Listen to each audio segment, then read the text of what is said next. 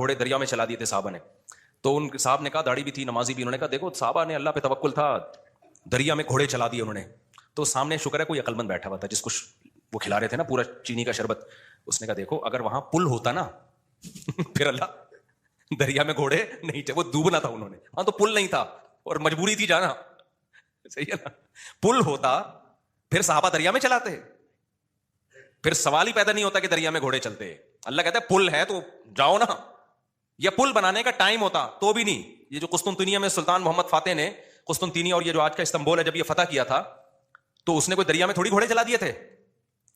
ان کا یہ جو استنبول کا جو قلعہ ہے نا آج جو 4000 سال جس کی پرانی تاریخ ہے, میں نے وہاں جا کے ولاگ بھی بنایا ہے, یہ ترکی کا جو مشہور قلعہ ہے, یہ تو عیسائیوں کے ہاتھ میں تھا, بہت مضبوط عیسائیوں کی اسٹیٹ تھی. اور نبی صلی اللہ علیہ وسلم نے خوشخبری سنائی تھی کہ نعم الجیش جیش یغزو القسطنطینیہ, فرمایا سب سے بہترین لشکر, کیا ہی خوب لشکر ہے جو قسطنطینیہ فتح کرے گا. آپ مکہ میں اور ترکی کی فتوحات کی خوشخبریاں دے رہے ہیں. ہمارے نبی کا یہ ویژن دیکھو, ایک پیغمبر جو نہ لکھنا جانتے ہیں نہ پڑھنا جانتے ہیں, لیکن کتنا کانفیڈنٹلی وہ کہہ رہے ہیں کہ کیا خوب لشکر ہوگا جو قسطنطینیہ کو فتح کرے گا. اور خوشخبری دی, جنت کی بشارت دی. اسی وجہ سے مسلمان فاتحین شروع سے لگے ہوئے تھے اس میں, لیکن نہیں ہو پا رہا تھا. تو سلطان محمد فاتح نے کیا کیا, وہ بھی فوجیں لا کے بٹھا دی, لیکن اتنا مضبوط قلعہ ہے وہ جا ہی نہیں پا رہے بھائی. تو مشورہ ہوا. اب انہوں نے یہ نہیں کیا کہ جی ایک طرف سے سمندر ہے, وہاں بھی سمندر کٹا ہوا ہے نا, آپ میپ میں دیکھ سکتے ہیں. تو سمندر میں ہم کیا کرتے ہیں, بسم اللہ اللہ پڑھ کے سمندر بھی نکل جاتے ہیں. بڑھ جانا, ڈوب جانا تھا انہوں نے, اور کیا. تو اللہ کہتا ہے پہلے اپنے سارے اسباب اور وسائل تو استعمال کرو, پھر میری مدد آئے گی. تو سلطان محمد فاتح نے مشورہ لیا, بھائی کیا کریں یار, یہ تو ناممکن ہے. پیچھے پورا یورپ تھا نا, وہاں سے بھی تو مدد آ رہی تھی ان کی, تو ناممکن تھا اسباب کی دنیا میں بھی. 600 سال ہو گئے, علاقہ ہی نہیں فتح ہو کے دے رہا, اب تو کچھ کرنا پڑے گا کہ نہیں کرنا پڑے گا, اب تو کچھ کرنا ہے بھائی. تو ماہرین بیٹھے, انہوں نے مشورہ دیا, استخارہ نہیں نکالا, خوب سمجھ لو, استخارہ نکال کے دیکھتے ہیں فتح ہوگا تو ٹھیک ہے, نہیں تو واپس چلو. دیکھو وہ اسباب بھی اختیار کرتے تھے اور اللہ سے دعائیں بھی. سلطان محمد فاتح کے لشکر میں ہمیشہ کوئی نہ کوئی اللہ والے بزرگ اس وقت کے ہوتے تھے, ان کو صرف دعاؤں کے لیے لے کے جاتا تھا. وہ دیکھتا تھا نا ایک بزرگ ہیں, وہ لڑ نہیں سکتے, بوڑھے ہیں, کوئی بات نہیں حضرت آپ ہماری صف میں ہوں گے, ذکر کریں گے اور اللہ سے دعائیں, کیونکہ اللہ تقوی اور ذکر پر مدد کرتا ہے. تو ایسے سیکولر نہیں تھے کہ ہم اپنی توپوں پہ اعتماد کر لیں خالی, نہ ہمیں اللہ والے بزرگ بھی چاہیے. تو ایک نہ ایک بزرگ اس کی صف میں ہوا کرتے تھے جن کا کام ہے اللہ سے دعائیں مانگنا. خود بھی مانگتا تھا, لیکن بھائی وہ اپنے آپ کو سمجھتا تھا ہم اس لیول کے نیک نہیں ہیں, تو ایسے ایک بزرگ ہوں گے, ان کی برکت ہوگی, اللہ میں فتح دے گا. اور دوسرا اسباب بھی دبا کے استعمال کیے انہوں نے. سلطان محمد فاتح نے جب دیکھا نا یہ اتنا بڑا قلعہ اور اتنی چوڑی دیوار, میں نے ولاگ پہ آپ دیکھ لیں, اس پہ اتنی چوڑی دیوار ہے بھائی, اس پہ تو پوری بیل گاڑیاں چلتی تھی دیوار کے اوپر, امپاسبل, ناممکن اس کو فتح کرنا. تو سلطان محمد فاتح نے بزرگ بھی رکھے اپنے پاس, اللہ اللہ بھی ہو, ذکر بھی ہو, اور پھر اپنے انجینئرز کو آرڈر دیا, دنیا کی سب سے بڑی توپ بنائی اس وقت اس قلعے کو فتح کرنے کے لیے, جس کو دیکھ کے آدمی, وہ توپ میں دیکھ کر آیا ہوں اس کا ڈیزائن, یا شاید وہی توپ رکھی ہوئی مجھے یاد نہیں ہے. اتنی بڑی توپ بنائی ہے نا, اس سے جو لوہے کا گولا نکلے گا تو دیوار میں کچھ ہلائے گا تھوڑا سا, وہ دیوار کچھ ایسے, جب 1000-2000 گولے نکلیں گے تو شاید دیوار میں کچھ دراڑ آ جائے. اتنی اسٹرگل کی اس نے, اور اتنے لوگ, ہم نے تو ترکی میں نا انہوں نے وہ بنایا ہوا ہے ایک آڈیٹوریم میں نا, وہاں پر ایک جیسے نہیں سیارہ کا ہمارے یہاں آپ کو ملتی ہے ادھر پلانیٹوریم, دیکھا ہوگا آپ نے, تو ایسے ہی انہوں نے وہ پوری تاریخ دکھاتے ہیں ویڈیو کی شکل میں, بڑا مزہ آتا ہے وہ دیکھنے میں, بڑا جوش پیدا ہوتا ہے یار, کیا خون خرابہ, اور ادھر سے گولے, پورا وہ منظر انہوں نے تاریخ کی کتابوں سے نکال کے اس کو فلمایا ہے. لیکن ایسے نہیں کہ پروجیکٹر پہ, بلکہ آپ جائیں گے نا تو آپ کو ایسا لگے گا آپ وہاں 3D میں آپ سمجھ لیں, آپ کو لگے گا آپ وہاں پہنچ چکے ہیں. وہ ایسا چیخیں نکلتی ہیں یار وہ منظر دیکھ کے, ایسے تھوڑی پیڑے کھائے ہیں مسلمانوں نے یار, پوری دنیا پہ حکومتیں کی ہیں, آج بیٹھے ہیں وزیر اعظم بن نہیں رہا, صحیح ہے نا.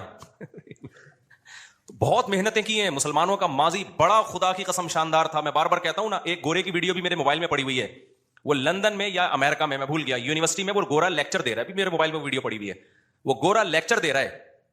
گورا کہہ رہا ہے تو وہ کالا, لیکن گورا اس سینس میں کہہ رہا ہوں کہ امریکن ہے, اس سینس میں کہہ رہا ہوں, یا تو میرا خیال ہے امریکن ہے, یو کے کا نہیں ہے, وہ ان کا جو لب و لہجہ ہے نا وہ امریکن لب و لہجہ. وہ یونیورسٹی میں لوگوں کو بتا رہا ہے کہ ونس اپون اے ٹائم, ایک ٹائم تھا کہ آپ کو مسلم سائنٹسٹ کے علاوہ دنیا میں کوئی سائنسدان نظر ہی نہیں آتا تھا, ہر فیلڈ میں کون سا سائنٹسٹ تھا, مسلمان. اور وہ کہہ رہا ہے کہ فلکیات کے علم میں مسلمانوں نے اتنی ترقی کی تھی. پھر بغداد کی یونیورسٹی کا نام لے رہا ہے وہ, بغداد میں جو ہماری خلافت تھی. تو وہ کہہ رہے ہیں کہ آج بھی جتنے ستاروں کے نام ہیں نا انگلش میں, سارے عربی سے آئے ہیں.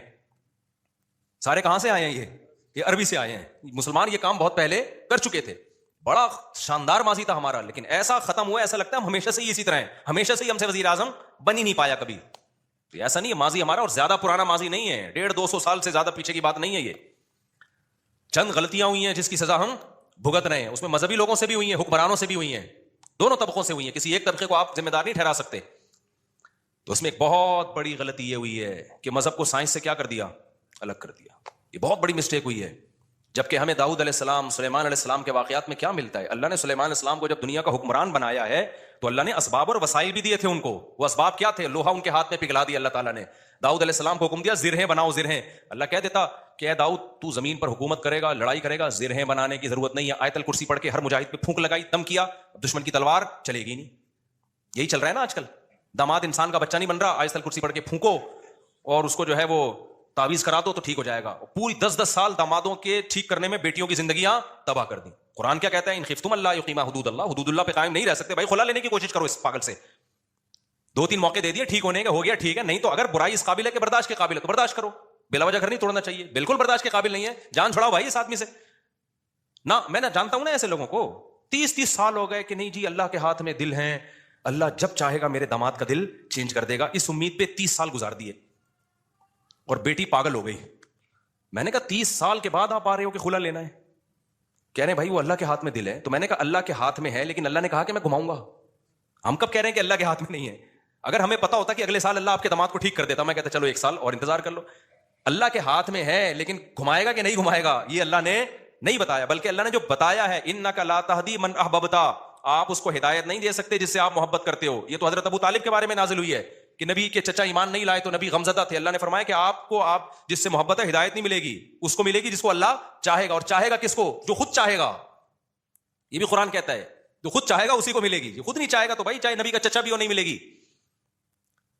تو میں نے کہا بھائی نبی کے چچا کو نہیں ملی ہدایت, آپ کے داماد آپ کے نبی سے بھی آگے ہو, تو ہم تو گراؤنڈ ریئلٹی کو دیکھ کر فیصلہ کریں گے. 1 سال بہت ہوتا ہے کسی کو تجربے میں. اب انسان کا بچہ نہیں بن رہا, نہ نان نفقہ دے رہا ہے, وہ بے تحاشا مارتا پیٹتا ہے, ٹارچر ذہنی کر کے اس کو بیچاری کی زندگی بیڑا غرق ہو گیا اس. میں نے کہا خود ہی مر جائے گا, تھوڑے دنوں میں خلا کے تکلف کی ضرورت کیا ہے؟ طلاق لینے کی کیا ضرورت ہے اس سے؟ اسلام جو ہے نا وہ دقیانوسی نہیں سکھاتا میرے بھائی. مسلمانوں نے ایسے ہی نہیں دنیا پہ حکومتیں کر لی ہیں. داؤد علیہ السلام کو اللہ نے, داؤد علیہ السلام, قرآن کہتا ہے نا پوری دنیا پہ داؤد علیہ السلام نے, پوری دنیا نہ بھی ہو, دنیا کے بہت بڑے حصے پر جو حکومت کی ہے, تو قرآن کیا بتاتا ہے کیسے کی حکومت, کیسے کی حکومت؟ پھونکے لگا لگا کے کی. قرآن ان کی عبادت کا بھی تذکرہ کرتا ہے, دن میں روزہ رکھتے تھے, راتوں کو تہجد پڑھتے تھے, اس کا بھی تذکرہ کرتا ہے. یہ بھی ضروری ہے, ورنہ ایک سیکولر فوج میں مجاہدین میں اور ایک مذہبی لوگوں میں کوئی فرق نہیں رہے گا. اللہ کہتے ہیں جب تم اللہ کی راہ میں لڑو گے کثرت سے اللہ کا ذکر کرو, کیونکہ تم لڑ رہے ہو اللہ کی مدد پہ, تو اللہ کو یاد بھی تو رکھو نا, لیکن ساتھ ساتھ اسباب اور وسائل بھی خاندانی طریقے سے استعمال کرنے ہیں. تو اللہ نے داؤد علیہ السلام کو کیا کہا؟ زرہیں بنائے لوہے کی. اور کیسے کہا؟ یہ بھی نہیں کہا کہ بنا دیں بس, باقی میں خود ہی جوڑ دوں گا. قدر فی السرد, ان کی لڑیاں جوڑنے میں بھی اندازوں سے جوڑے ہیں کہ کیسے اس کو. اندازے کا مطلب کیا ہے؟